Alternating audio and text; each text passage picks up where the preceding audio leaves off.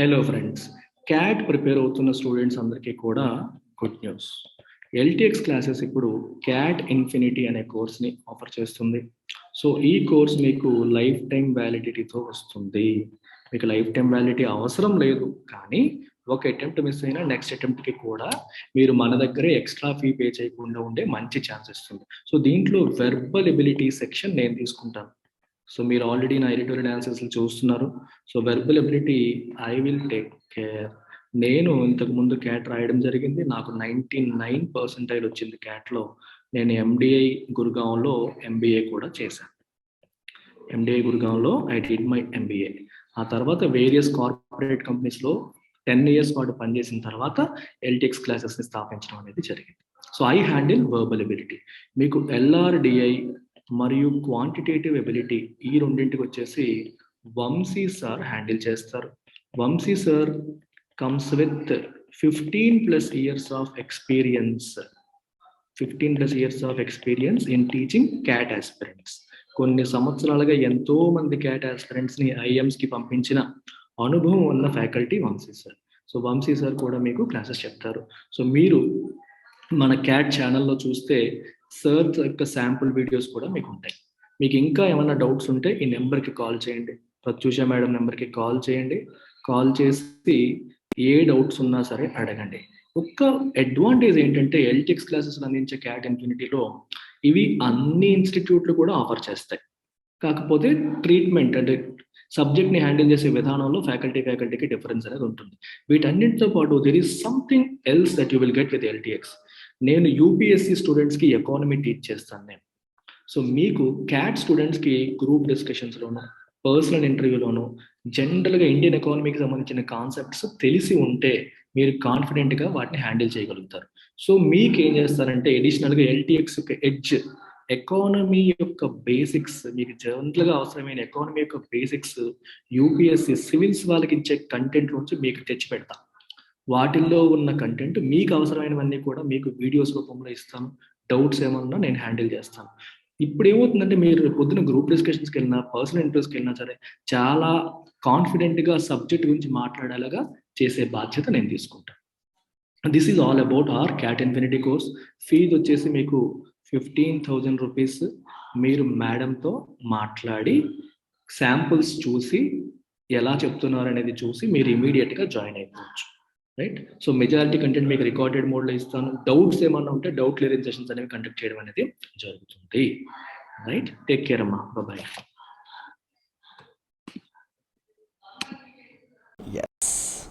ఇవాల్టి ఎడిటోరియల్ నా favourite editorial.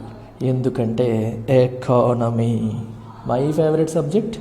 ఎకానమీలోకి మనం వచ్చేసాం కాబట్టి ఇప్పుడు దీన్ని మ్యాక్సిమం డీటెయిల్డ్గా అర్థం చేసుకునే ప్రయత్నం చేసేద్దాం. సో ఈ టాపిక్ యొక్క టైటిల్ ఏంటి? ఫస్ట్ టైటిల్ చూసేద్దామా? టైటిల్ ఏం చెప్తుంది? Lift spending. స్పెండింగ్ అంటే మీనింగ్ ఏంటి? ఖర్చు. ఖర్చుని పెంచండి. లిఫ్ట్ అంటే ఇక్కడ మీనింగ్ ఏంటి? పెంచండి. ఎవరు పెంచాలి? గవర్నమెంట్. ఓకే, ఎందుకు పెంచాలి? ఖర్చు పెట్టడం వల్ల ఏంటి ఉపయోగం? అవన్నీ డీటెయిల్డ్గా చూద్దాం. The centre must crank up capital spending if it wants to stoke the economy. చూసారా పదాలు ఏమొచ్చాయో? The centre must crank up. Crank up అంటే మీనింగ్ ఏంటి? ఇంక్రీజ్, పెంచాలి. దేన్ని పెంచాలి? క్యాపిటల్ స్పెండింగ్ని పెంచాలి. క్యాపిటల్ స్పెండింగ్ అంటే అర్థం ఏంటి? ఇక్కడ క్యాపిటల్ అనే పదం చాలా ఇంపార్టెంట్. క్యాపిటల్ అనే పదానికి మల్టిపుల్ మీనింగ్స్ ఉన్నాయి. ఒక మీనింగ్ వచ్చేసి మూలధనం.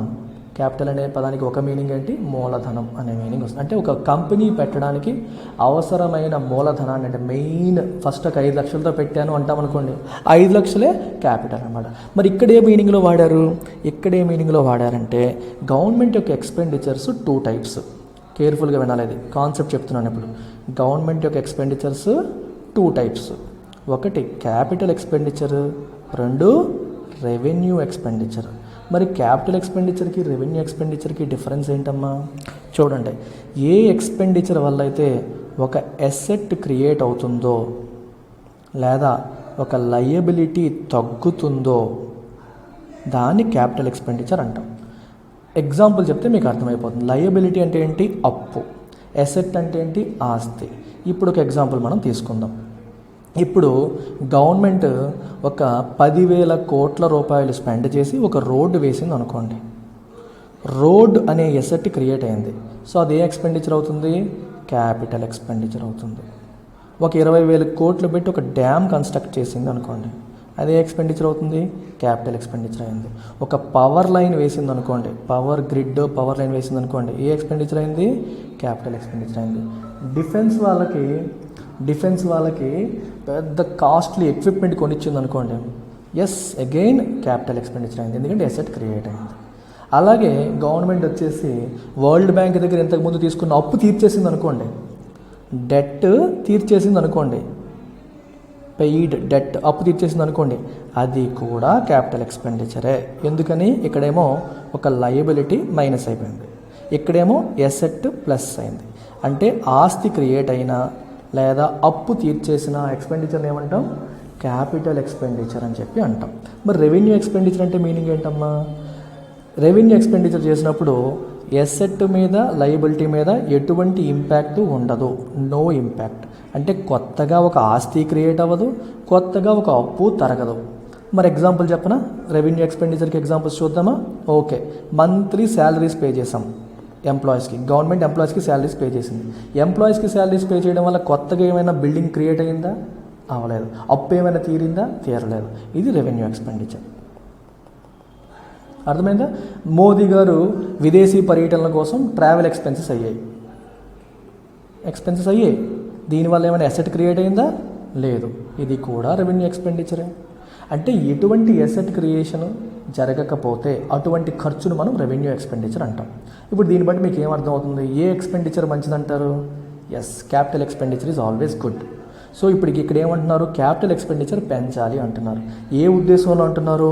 అప్పు తీర్చే ఉద్దేశంలో అంటున్నారా, లేకపోతే అసెట్ క్రియేషన్ ఉద్దేశంలో అంటున్నారా? అంటే అసెట్ క్రియేట్ చేయాలి అంటే మీరు ఎక్కువగా గవర్నమెంట్ ఖర్చు పెట్టి రోడ్లు ప్రాజెక్టులు తీసుకురావాలి, రైట్?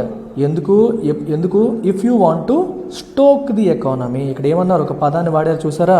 ఏంటా పదం? స్టోక్ అంటే ఏంటి అర్థం? Encourage, lift. అంటే ఎకానమీకి ఒక చిన్న లిఫ్ట్ ఇవ్వాలి అంటే, ముందుకు తీసుకెళ్ళాలి అంటే అప్పుడు ఏం చేయాలి? మనం స్టోక్ చేయాలి. అంటే ఏం చేయాలి? గవర్నమెంట్ ఏం చేయాలి? గవర్నమెంట్ తన క్యాపిటల్ ఎక్స్పెండిచర్ని పెంచాలి. స్టోక్ అంటే మీనింగ్ ఏంటి? Encourage, incite. ఎకానమీకి ఒక చిన్న ఊపు తేవాలి అంటే క్యాపిటల్ ఎక్స్పెండిచర్ని పెంచాలి అని అర్థం అన్నమాట. ఎలా క్యాపిటల్ ఎక్స్పెండిచర్ పెంచేస్తే ఎకానమీకి ఎలా ఊపు వస్తుంది? మీకు చెప్తా, అన్ని డీటెయిల్డ్గా ఎక్స్ప్లెయిన్ చేస్తాను. English plus economy combination. I promise you విందు భోజనం. Pay full attention. Official industrial data from February shows output in 8 core sectors. ఇక్కడ ఒక పదం రాశారమ్మా. ఏం రాశారు? 8 కోర్ సెక్టర్స్. 8 కోర్ సెక్టార్స్లో అవుట్పుట్ అంట ఏమైంది? గ్రో అయింది. Grew at the fastest pace in 4 months. Pace అంటే ఏంటి? వేగం. ఫాస్టెస్ట్ పేస్ అంటే గత 4 నెలల్లో చాలా ఫాస్ట్గా ఫిబ్రవరిలో ఈ 8 కోర్ సెక్టార్స్ యొక్క అవుట్పుట్ ఏమో గ్రో అయ్యిందని చెప్పి అఫీషియల్ ఇండస్ట్రియల్ డేటా మనకు చూపిస్తుంది. ఎంత గ్రో అయింది? 5.8% గ్రో అయింది. ఎయిడెడ్ అంటే హెల్ప్డ్ అనమాట. ఎవరు హెల్ప్ చేశారు దీనికి? లిబరల్లీ అంటే ఇన్ లార్జ్ అమౌంట్స్ అని అర్థం. చాలా లిబరల్ రాయించి ఆయన లిబరల్గా ఏది కావాలంటే లిబరల్గా చేసేస్తాడు. అంటే అర్థం ఏంటి? ముందు వెనక ఆలోచించకుండా చాలా ఎక్కువగా, అంటే ఒక మంచి చేసినా సరే ఎంతే చేస్తానో లిమిటేషన్ పెట్టుకోకుండా లిబరల్గా, చాలా స్వేచ్ఛగా, ఎంత అంటే అంత చేసేటట్టుగా, అలాంటప్పుడు లిబరల్ అనే పదాన్ని వాడతారు. It was aided by what? A లో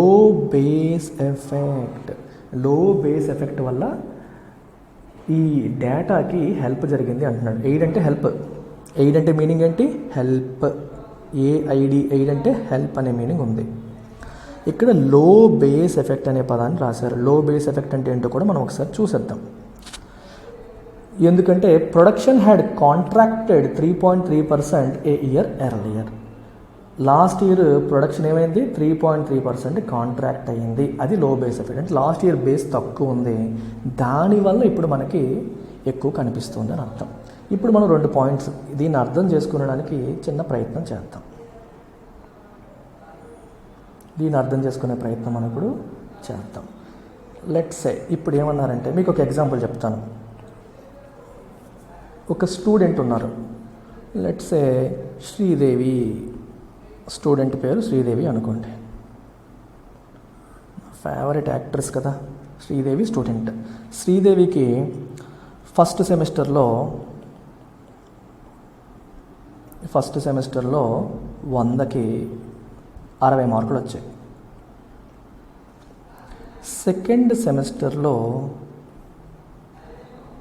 100కి 80 మార్కులు వచ్చాయి. థర్డ్ సెమిస్టర్లో 100కి 88 మార్కులు వచ్చాయి. ఓకే, చూడండి ఒకసారి. ఇప్పుడు నేను సెకండ్ సెమిస్టర్కి ఫస్ట్ సెమిస్టర్కి కంపేర్ చేశాను అనుకోండి. మార్కులు ఎంత పెరిగాయి? 60 ఉన్న మార్క్స్ +20 అంటే 60లో ఎంత పర్సెంటేజ్? 33.33%. అంటే 33.33% గ్రోత్ ఉంది అని చెప్తాం మనం. సెకండ్ సెమిస్టర్ నుంచి ఫస్ట్ సెమిస్టర్ నుంచి సెకండ్ సెమిస్టర్కి 33.33% గ్రోత్ ఉంది, అంత బాగా మార్కులు పెరిగాయి అని చెప్పి మనం చెప్తాం. అదే సెకండ్ సెమిస్టర్ నుంచి థర్డ్ సెమిస్టర్కి తీసుకుంటే అరే 10% పెరిగిందిరా అంటాం. ఎందుకంటే 80 నుంచి 88 అంటే 10%. మనకి పర్సంటేజ్ టర్మ్స్లో చూస్తే ఏది గొప్పగా కనిపిస్తుంది? ఇది. సెకండ్ సెమిస్టర్లో చాలా బాగా పెరిగాయి. కానీ ఇక్కడ మీకు ఒక విషయాన్ని గమనించాలి. థర్డ్ సెమిస్టర్ చూసినప్పుడు దానికి బేస్ ఏంటి? Second semester. 80 మీద 88 ఎంత ఎక్కువ అంటే 10% ఎక్కువ. కానీ 60 మీద 80 ఎంత ఎక్కువ అంటే 33.33% ఎక్కువ. సో ఈ పర్టికులర్ కేసులో బేస్ తక్కువ ఉంది, అంతే కదా? దేని మీద మనం బేస్ చేసుకొని కంపేర్ చేస్తున్నామో ఆ బేస్ తక్కువ ఉంది. సో లో బేస్ తక్కువ ఉన్నప్పుడు ఏమవుతుంది? నీకు గ్రోత్ ఎక్కువలా కనిపిస్తుంది. Is this clear? ఇందుకోసమే లో బేస్ ఎఫెక్ట్ అనే పదాన్ని అక్కడ వాడారు. దానికి మీకు ఒక ఎగ్జాంపుల్ చెప్పాను. అంటే బేస్ తక్కువ ఉన్నప్పుడు గ్రోత్ ఎక్కువగా కనిపిస్తుంది, అంతే. దాన్నే లో బేస్ ఎఫెక్ట్ అన్నారు. ఇక్కడ ఏం రాశారంటే లాస్ట్ ఇయర్ సేమ్ పీరియడ్లో కోర్ సెక్టార్ డేటా తీసుకుంటే మనకి ఏమైంది? 5.3% కాంట్రాక్ట్ అయింది. అంటే చాలా తక్కువ ఉండింది అప్పుడు తక్కువ ఉంది కాబట్టి ఆ బేస్ ఎఫెక్ట్ వల్ల లిబరల్గా చాలా స్వేచ్ఛగా దానికి హెల్ప్ జరిగి ఇప్పుడు 5.8% పెరిగినట్టుగా కనిపిస్తోంది. అంటే మన ద ఫేస్ ఆఫ్ ఇట్ చూస్తే డేటా సూపర్ ఉంది, 5.8% పెరిగిందని మనం అంటాం. కానీ కారణం ఏంటంటే లాస్ట్ ఇయర్ బాగా తక్కువ ఉంది కాబట్టి ఇప్పుడు బాగా ఎక్కువలా కనిపిస్తోంది అని ఆ స్టేట్మెంట్ యొక్క మీనింగ్. మీకు హోంవర్క్ ఏంటంటే ఇక్కడ 8 కోర్ సెక్టార్స్ అని రాశారు. ఈ 8 కోర్ సెక్టార్స్ ఏంటి అని మీరు కామెంట్ సెక్షన్లో మెన్షన్ చేయాలి. What are the 8 core sectors? You have to mention it in the comments. However, when compared with January 2022, output in all of these sectors actually declined, with the overall index contracting 5.3%. చూసారా, last ఇయర్తో పోలిస్తే బాగా పెరిగినట్టు కనిపిస్తున్నప్పటికీ మీరు జనవరి 2022తో compare చేశారనుకోండి, month on month comparison చేశారనుకోండి, output ఏమైంది? Contract అయింది, decline అయింది. అంటే ఇయర్ ఆన్ ఇయర్ చూస్తే ఎక్కువ కనిపిస్తుంది, మంత్ ఆన్ మంత్ చూస్తే తక్కువ. జనవరిలో బాగుంది కాబట్టి దాంతో కంపేర్ చేస్తే తక్కువ కనిపిస్తుంది. మనకి లాస్ట్ ఇయర్ ఫిబ్రవరి తక్కువ ఉంది కాబట్టి ఎక్కువ కనిపిస్తుంది. దాట్ ఈస్ ద డిఫరెన్స్ అనమాట. That is the difference. I hope you have got it. Electricity generation, a good indicator of business activity and which contributes about 20% to the weight of the index, declined 3.3% from the preceding month. అర్థమైందా? Electricity generation a good indicator of business activity. Electricity generation ఏమైంది? 3.3% decline అయింది. Preceding అంటే ఇంతకు ముందున్న month, అంటే గత నెలతో పోల్చుకుంటే electricity generation అనేది 3.3% డిక్లైన్ అయ్యింది. అయితే ఇక్కడ ఇంకో పాయింట్ మీరు గమనించాలి.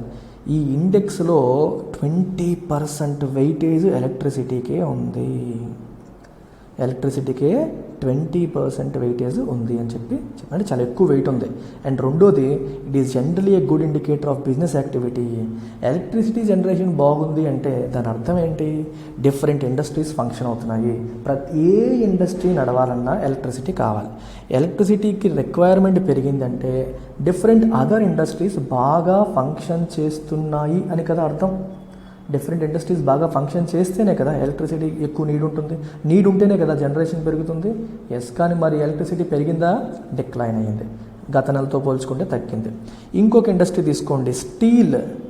Another index heavy weight that feeds into various sectors of the economy from housing to cars to white goods and small scale engineering and part units dipped 5.2% from January. మరి steel industry ఏమైనా grow అయ్యిందా అంటే అది కూడా grow అవ్వలేదు. 5.2% dip అయింది. Dip అంటే తగ్గిపోవడం. డిప్ అంటే మీనింగ్ అంటే తగ్గిపోవడం. 5.2% తగ్గిపోయింది. ఇక్కడ ఇంకో పదాన్ని వాడారు, స్టీల్ దట్ ఫీడ్స్ ఇంటూ, చూడండి ఇక్కడ, that feeds into various other industries అని చెప్పి రాశారు. Like housing to car. Steel తీసుకోండి, స్టీల్ ఇండస్ట్రీ బాగుంది అంటే దేన్ని ఇండికేట్ చేస్తుంది? అది ఇల్లు కట్టాలంటే స్టీల్ కావాలి, కారు తయారు చేయాలంటే స్టీల్ కావాలి. వైట్ గుడ్స్ అంటే ఏంటి? ఫ్రిడ్జ్లు, టీవీలు, వాషింగ్ మెషిన్లు, ఇలాంటి వాటిని వైట్ గుడ్స్ అంటారు. ఇవి తయారు చేయాలన్నా ఎక్కడో దగ్గర స్టీల్ అవసరం ఉంటుంది. స్మాల్ స్కేల్ ఇంజనీరింగ్, చిన్న చిన్న పార్ట్లు చేయాలన్నా స్టీల్ అవసరం. స్టీల్ ప్రొడక్షన్ బాగుంది అంటే అర్థం ఏంటి? వీటి మీద ఆధారపడి ఉన్న మిగిలిన ఇండస్ట్రీస్ కూడా బాగున్నాయి అని అర్థం. ఎలక్ట్రిసిటీ బాగుంటే మిగిలిన ఇండస్ట్రీస్ బాగున్నాయని ఎలా అనిపిస్తుందో స్టీల్ వల్ల కూడా మనకు తెలుస్తుంది. హౌసింగ్ బాగుందనుకోండి, రియల్ ఎస్టేట్ బాగుందంటే ఆబ్వియస్గా స్టీల్ డిమాండ్ పెరిగిపోతుంది. స్టీల్ డిమాండ్ ఎక్కువ ఉందా తక్కువ ఉందా? అంతగా లేదు. 5.2% తగ్గిపోయింది. అది కూడా అంత గొప్పగా లేదని చెప్తున్నారు.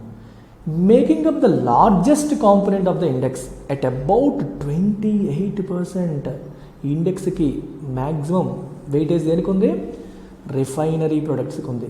మరి రిఫైనరీ ప్రొడక్ట్స్ కేటగిరీ ఏంటంట? ఈ కేటగిరీ పరిస్థితి ఎలా ఉందో కూడా చూద్దాం. For a sector that facilitates other industries by pouring mobility output స్లిడ్ 8% sequentially. Facilitate అంటే జరిగేలా చేయడం, ఫెసిలిటేట్ అంటే టు మేక్ ఇట్ హ్యాపెన్. అది ఏంటి ఫెసిలిటేట్ చేస్తుంది? ఆలోచించండి ఒకసారి. మొబిలిటీ, అదర్ ఇండస్ట్రీస్ని ఫెసిలిటీ చేస్తుంది. ఎలాగా? By pouring mobility. మొబిలిటీ అంటే ఏంటి? ట్రాన్స్పోర్ట్.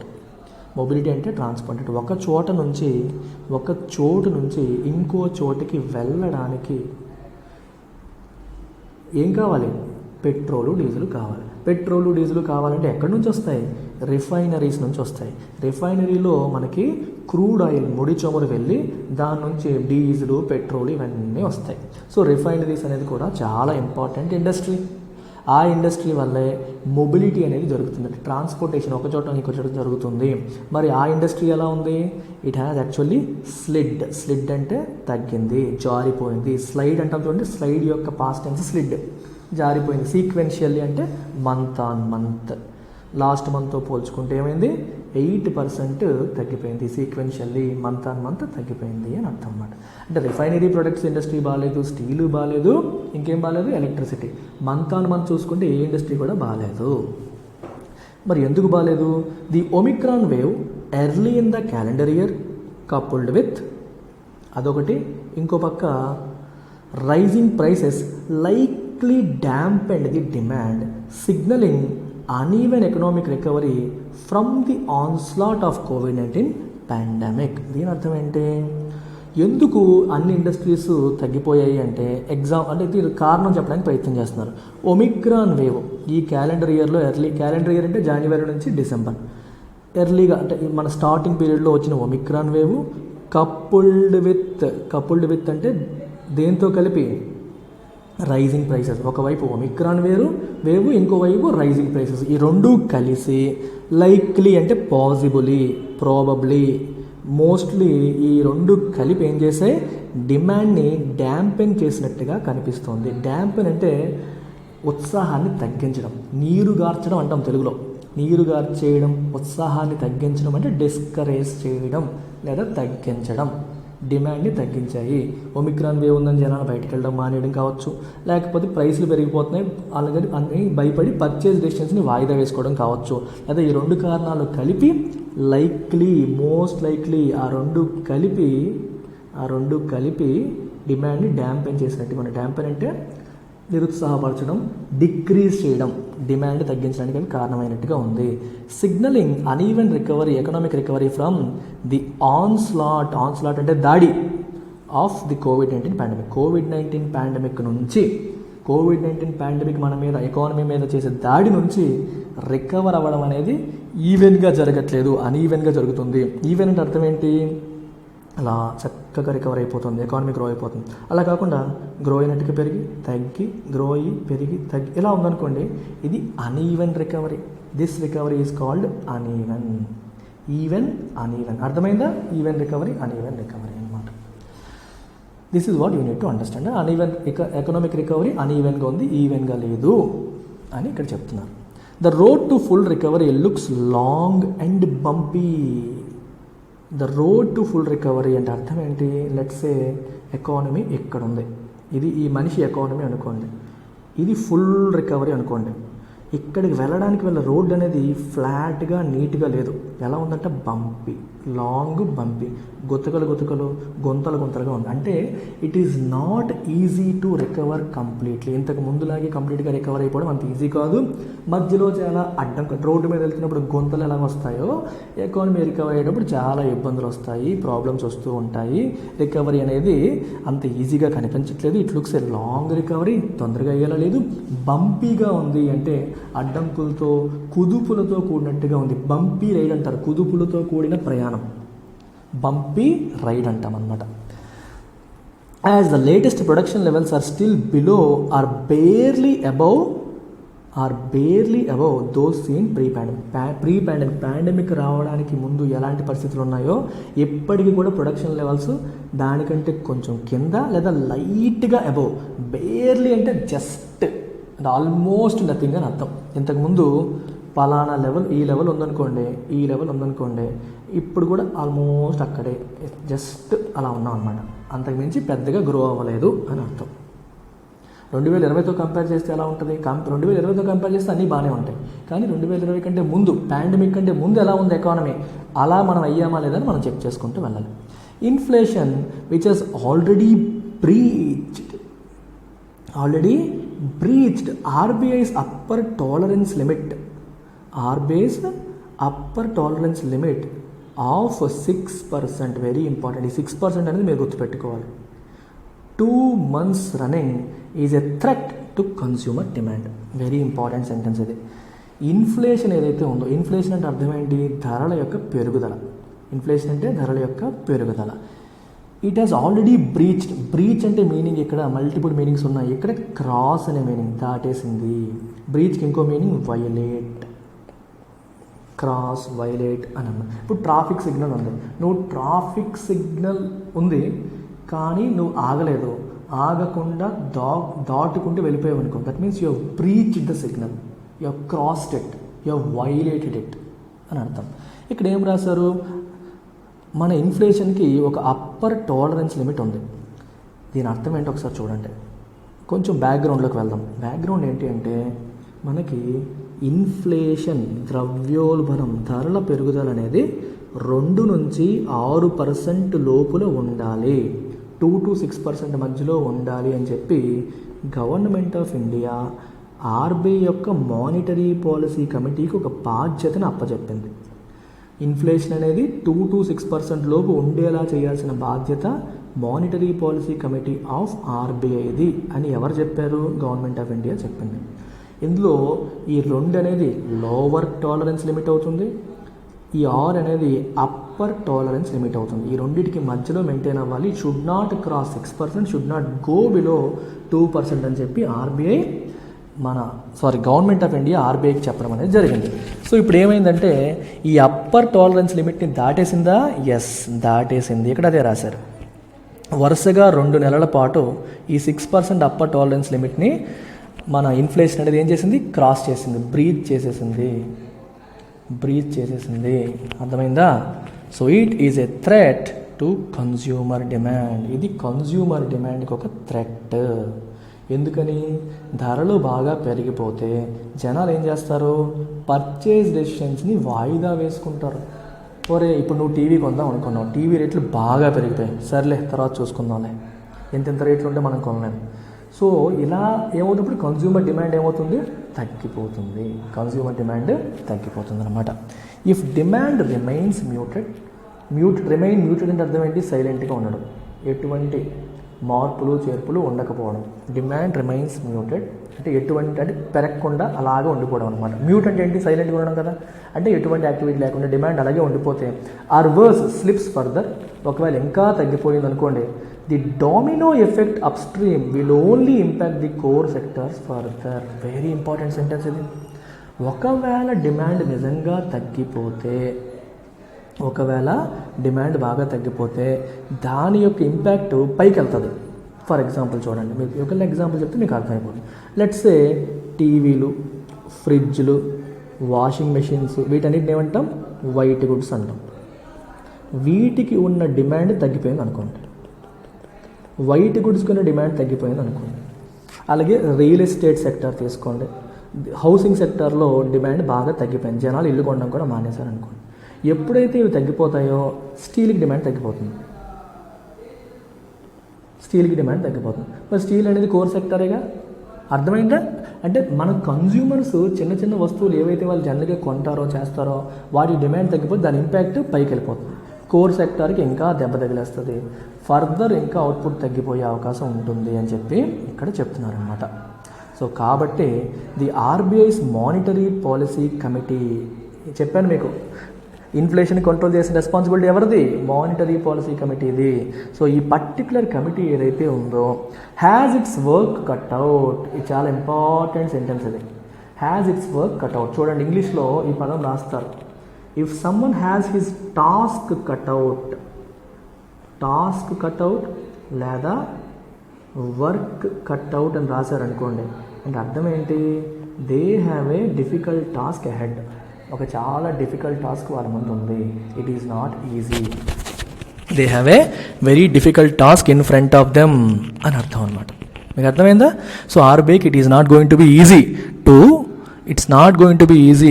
టు ఏంటి?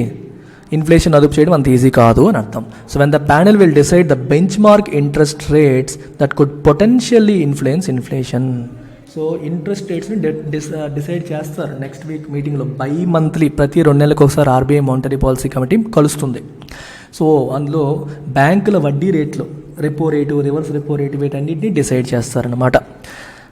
ఆ ఇంట్రెస్ట్ రేట్స్ అనేవి ఇన్ఫ్లేషన్ని ఇన్ఫ్లుయెన్స్ చేసే అవకాశం ఉంటుంది. పొటెన్షియల్లీ అంటే పాజిబుల్లీ. పొటెన్షియల్ అంటే మీనింగ్ ఏంటి? పాజిబుల్లీ. ఇంట్రెస్ట్ రేట్స్ పెరిగాయి అనుకోండి, ఇంట్రెస్ట్ రేట్స్కి ఇన్ఫ్లేషన్కి లింక్ కూడా చూచాయిగా చెప్పేస్తాను వినండి. ఎప్పుడైనా సరే వడ్డీ రేట్లు బాగా పెరిగాయి అనుకోండి, జనాలు ఏం చేస్తారు? లోన్లు తీసుకోవడం తగ్గిస్తారు. ఇప్పుడు నువ్వేదో చేయాలనుకున్నావు, ఖర్చు పెట్టాలనుకున్నావు, లోన్ తీసుకొని ఖర్చు పెట్టేద్దాం అనుకున్నావు, వడ్డీ రేట్లు ఎక్కువ ఉంటే ఆగుతావు. ఓకే, అలాగే చేతిలో ఉన్న డబ్బులు కూడా బ్యాంకుల్లో పెట్టుకోవడానికి ఇష్టపడతారు, వడ్డీ రేట్లు వస్తున్నాయి కాబట్టి. సో ప్రజలు కొత్తగా లోన్స్ తీసుకోరు, ఉన్న డబ్బులు బ్యాంకుల్లో పెడతారు. కంపెనీస్ కూడా అంతే, కొత్తగా లోన్లు తీసుకోవడానికి వెనకడుగు వేస్తాయి. ఇంట్రెస్ట్ రేట్స్ బాగున్నాయి కాబట్టి వాళ్ళ దగ్గర ఉన్న మనీని డిపాజిట్ చేసుకుంటాయి. అప్పుడు ఏమవుతుంది? మనకి డిమాండ్ తగ్గుతుంది, స్పెండింగ్ తగ్గుతుంది, డిమాండ్ తగ్గుతుంది. డిమాండ్ ఎప్పుడైతే తగ్గుతుందో ధరలు తగ్గుతాయి, ఇన్ఫ్లేషన్ అనేది అదుపులోకి వస్తుంది. That is the logic between interest rates and inflation అనమాట. సో దాన్ని నెక్స్ట్ వీక్ వాళ్ళు డిసైడ్ చేయబోతున్నారు. It is not going to B an easy task. Interest rates పెంచితే ఇండస్ట్రీకి ఇబ్బంది, లోన్లన్నీ ఎక్స్పెన్సివ్ అయిపోతాయి. పెంచకపోతే ఇన్ఫ్లేషన్ ఇంకా పెరిగిపోతుంది. ఏం చేయాలనేది ఒక చిక్కుముడి. RBI monetary policy committee which has to decide it next week.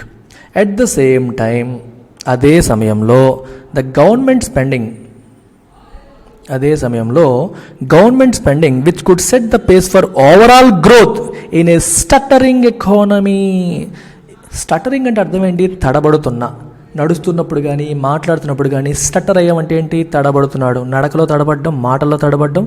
Economy తడబడుతుందంటే కాన్ఫిడెంట్గా అడుగులు వేయలేకపోతుంది, అంటే కాన్ఫిడెంట్గా రికవర్ అవ్వలేకపోతుంది, ఇబ్బందులు పడుతూ మెల్లమెల్లగా గ్రో అవుతుందని. మరి ఇలాంటి ఎకానమీని ఒక ఓవరాల్ గ్రోత్కి పేస్ సెట్ చేయగలిగే కెపాసిటీ ఉన్న గవర్నమెంట్ స్పెండింగ్ ఏదైతే ఉందో has not road forward. And government spending అనుకున్నంతగా లేదు. ఎంత స్పెండ్ చేయాలో అంత స్పెండ్ చేయలేదు. నిజంగా గవర్నమెంట్ బాగా స్పెండ్ చేస్తే అది ఎకానమీకి ప్లస్ అవుతుంది. ఎకానమీని పరిగెత్తించే కెపాసిటీ ఉన్న ఒక పొటెన్షియల్ వెపన్ అది గవర్నమెంట్ స్పెండింగ్. అది అనుకున్నంతగా జరగలేదని చెప్పారు. క్యాపిటల్ ఎక్స్పెండిచర్ గ్రూ ఏ మియర్ అంటే just 8.8% in February. From a year earlier capital expenditure కేవలం 0.8% మాత్రమే పెరిగింది. Even though capex had Ryzen about 20% in April to February 11-month period, the centre still had about 1.2 lakh crore left to be spent in March. అంటే ఒరిజినల్గా 6 లక్షల కోట్లు target పెట్టింది ఖర్చు పెడదామని చెప్పి. అందులో ఇంకా 1.2 lakh crores ఉండిపోయింది. అంటే సంవత్సరంలో అంత పెట్టాలని టార్గెట్ పెట్టుకున్నారు, కానీ పెట్టిన టార్గెట్ ప్రకారం గవర్నమెంట్ ఖర్చు పెట్టలేకపోయింది. మరి ఒక్క నెలలో 1.2 lakh crore ఖర్చు పెట్టగలుగుతుందా? పెట్టలేదు. It appears unlikely. పెట్టడం అనేది అన్లైక్లీ, పాసిబుల్ కాదు. Though tax revenues have been robust. మరి ఎందుకు గవర్నమెంట్ ఖర్చు పెట్టలేదంట? ట్యాక్స్ రెవెన్యూస్ ఏమో రోబస్ట్గా ఉన్నాయి. రోబస్ట్ అంటే స్ట్రాంగ్. ట్యాక్సుల ద్వారా వచ్చే ఆదాయం బాగానే ఉంది. ఖర్చులు తగ్గించారంటే ఆదాయం తగ్గిందేమో డౌట్ వస్తుంది. కానీ ట్యాక్స్ రెవెన్యూస్ బాగానే ఉన్నాయి, కానీ గవర్నమెంట్ ఖర్చు పెట్టలేదు. The government likely held back. Held back అంటే వెనక్కి తగ్గింది, ఆగింది, పెట్టాలనేవి పెట్టలేదు. On capital expenditure. Capital expenditure విషయంలో గవర్నమెంట్ వెనకడుగు వేసింది.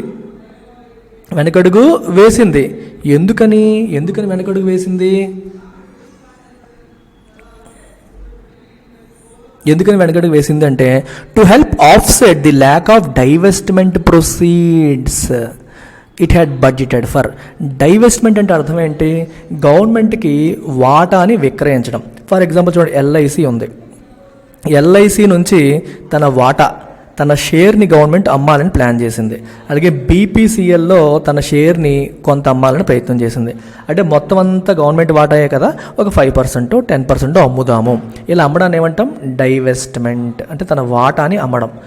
ఇది అన్ఫార్చునేట్లీ యుక్రెయిన్ రష్యా వార్ వల్ల, రకరకాల కారణాల వల్ల, స్టాక్ మార్కెట్ ఒడిదుడుకులో ఉండడం వల్ల ఈ ప్రాసెస్ని వాయిదా వేశారు. ఇప్పుడైతే తక్కువ వస్తాయి డబ్బులు, మనకి స్టాక్ మార్కెట్ మంచి రైజ్లో ఉన్నప్పుడు అమ్ముదామని చెప్పి గవర్నమెంట్ వెనకడుగు వేసేసింది. సో ఈ డైవెస్ట్మెంట్ ప్రొసీడ్స్ అన్నీ కూడా అనుకున్నట్టుగా రాలేదు. బడ్జెట్ చేసినట్టుగా డైవెస్ట్మెంట్ ప్రొసీడ్స్ వచ్చాయా? రాలేదు. అందుకే ల్యాక్ ఆఫ్ అనే పదాన్ని వాడారు. అవి రాలేదు కాబట్టి దాన్ని ఆఫ్సెట్ చేయడానికి, అంటే దాన్ని బ్యాలెన్స్ చేయడానికి ఖర్చు తగ్గించేసింది. అంటే మనకు రావాలనుకున్న ఇన్కమ్ ఒకటి రాలేదు. ఎప్పుడైతే రావాలనుకున్న ఇన్కమ్ రాలేదో చెయ్యాలనుకున్న ఖర్చు ఆపేసాం. Are you getting it? ఒక షేర్లు అమ్మేసి డబ్బులు వస్తాయి, ఖర్చు పెడదాం అనుకున్నాం. ఈ షేర్లు అమ్మే కార్యక్రమం అనేది ఆగిపోయింది కాబట్టి ఖర్చు కూడా గవర్నమెంట్ ఆపేసినట్టుగా కనిపిస్తోంది అన్నారు.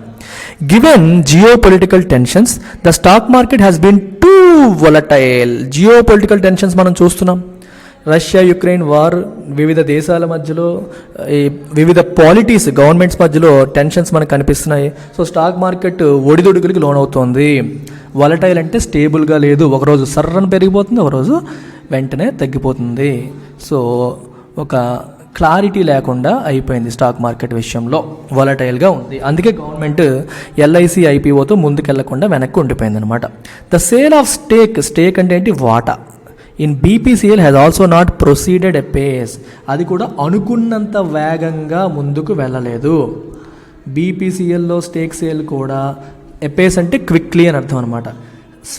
క్విక్లీ అనుకున్నంత వేగంగా అది కూడా ముందుకెళ్ళలేదు. Despite these roadblocks. Apace అంటే ఏంటి మీనింగ్? క్విక్లీ.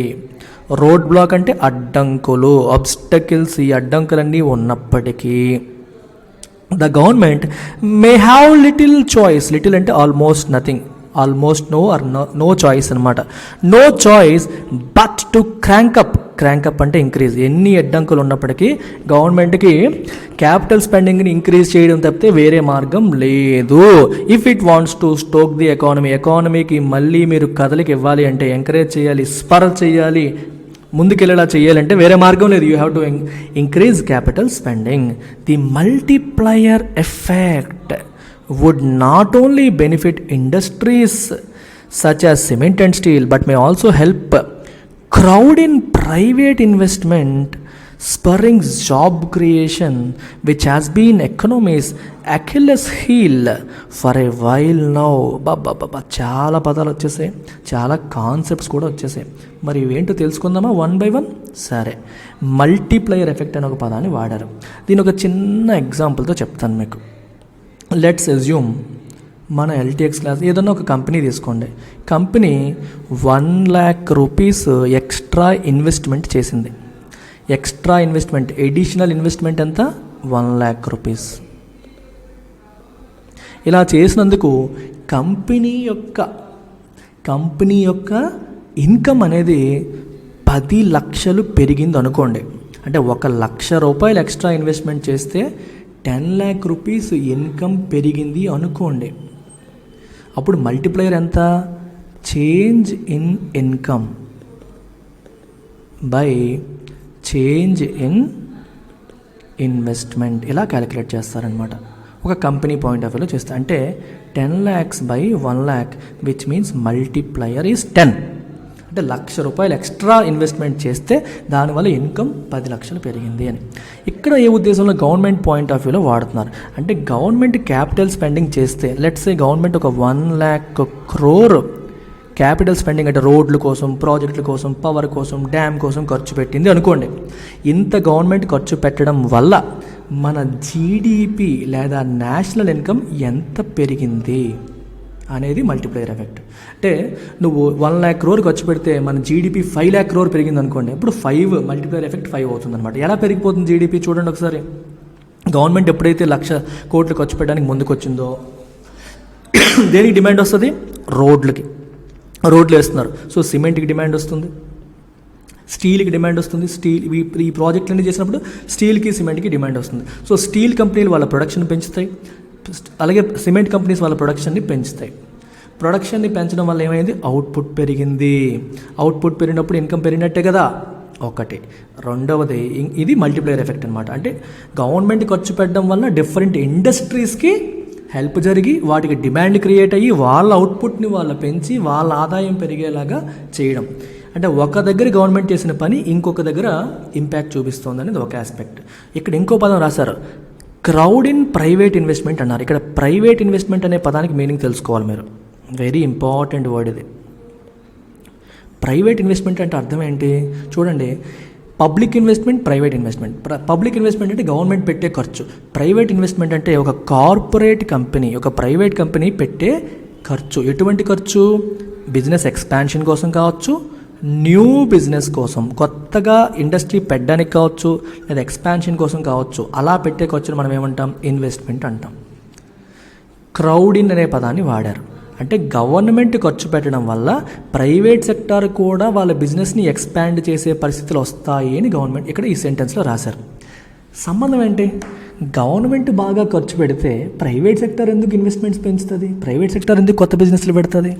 కొంచెం ఆలోచిద్దాం. చాలా ఈజీ అమ్మా.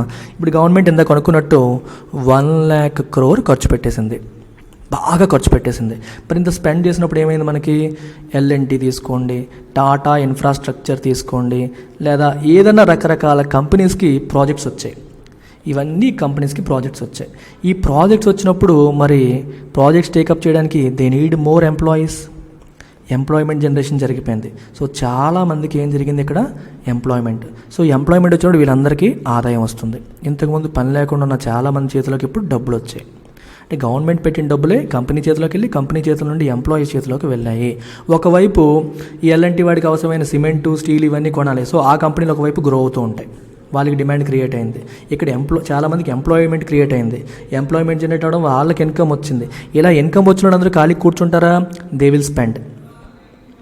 ఇలా వచ్చిన ఇన్కమ్ని, ఆదాయం, జాబ్ ఇప్పటివరకు ఖాళీగా ఉన్నాడు, ఇప్పుడే ఉద్యోగం వచ్చింది, జీతం ఏం చేస్తాడు? ఖర్చు పెడతాడు. ఇవి స్పెండ్ చేయడం వల్ల వాడుకునే వస్తువులు లైక్ సైకిల్ కావచ్చు, బైక్స్ కావచ్చు, చిన్న టీవీలు కావచ్చు, వాడు ఎప్పుడైతే కొనాలనుకుని కొన్న వస్తువులన్నిటికీ వాటికి డిమాండ్ పెరుగుతుంది.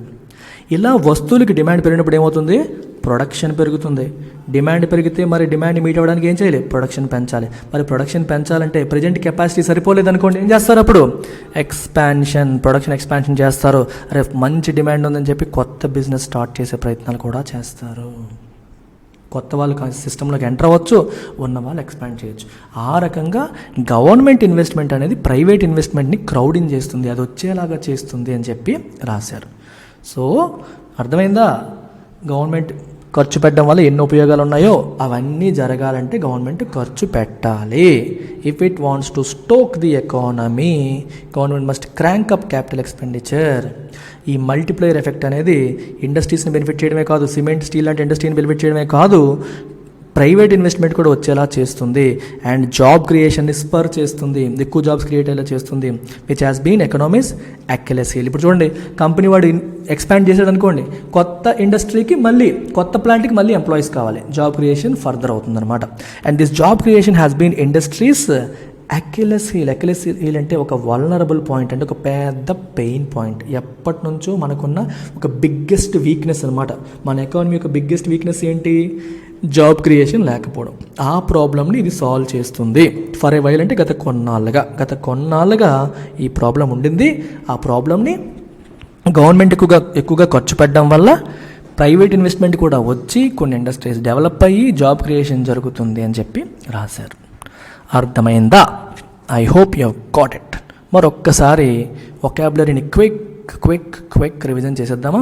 ఎస్, క్యాపిటల్ స్పెండింగ్ అంటే మీకు ఆల్రెడీ చెప్పేశాను. ఎసెట్ క్రియేషన్ కోసం చేసే స్పెండింగ్ లేదా అప్పులను తీర్చడానికి చేసే స్పెండింగ్ని capital spending or capital expenditure అంటాం. క్రాంక్ అప్ అంటే ఇంక్రీజ్ చేయడం, స్టోక్ అంటే ఎంకరేజ్ చేయడం, ఎయిడ్ అంటే హెల్ప్ చేయడం, లైక్లీ అంటే పాజిబులీ, లో బేస్ అంటే దేన్ని బేస్ చేసుకుని మనం క్యాలిక్యులేట్ చేస్తున్నాం అది. మీకు ఎగ్జాంపుల్ చెప్పాను, మార్కులు చెప్పాను, శ్రీదేవి అనే అమ్మాయి మార్కులు.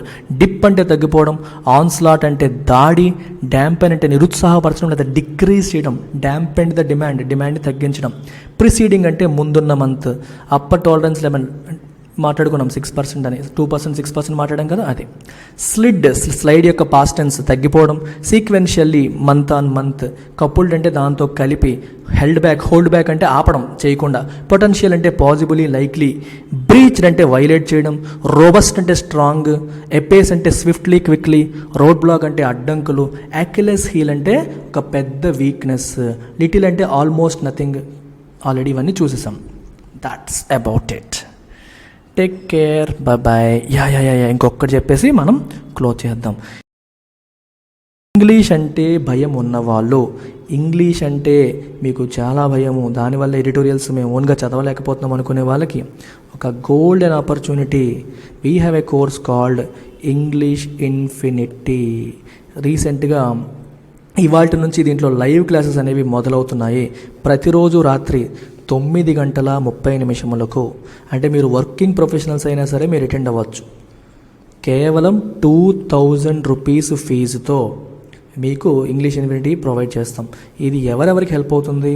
యూపీఎస్సీ సీసాట్ ప్రిపేర్ అయ్యేవాళ్ళు, బ్యాంక్ ఎగ్జామ్స్ ప్రిపేర్ అయ్యేవాళ్ళు, ఎస్ఎస్సి ఎగ్జామ్స్ ప్రిపేర్ అయ్యేవాళ్ళు, ఆర్బీఐ ప్రిపేర్ అయ్యేవాళ్ళు, ఎనీ గవర్నమెంట్ ఎగ్జామ్ మీరు ప్రిపేర్ అవుతుంటే ఇంగ్లీష్ అనేది మీకు సమస్య అయితే ఈ కోర్సులోకి వచ్చేవచ్చు. దీంట్లో grammar, vocabulary, comprehension plus different models that appear in competitive exams.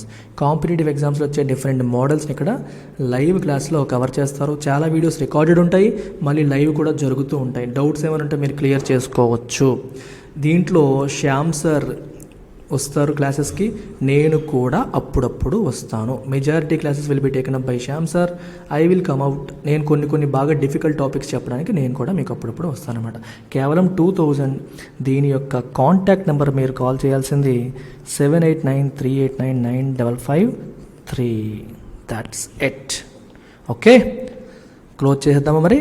Yes, దీంతో క్లోజ్ చేద్దాం. సింగిల్ సబ్జెక్ట్ చదువుకోవాలనుకునే వాళ్ళకు కూడా ఒక మంచి ఆపర్చునిటీ ఉంది.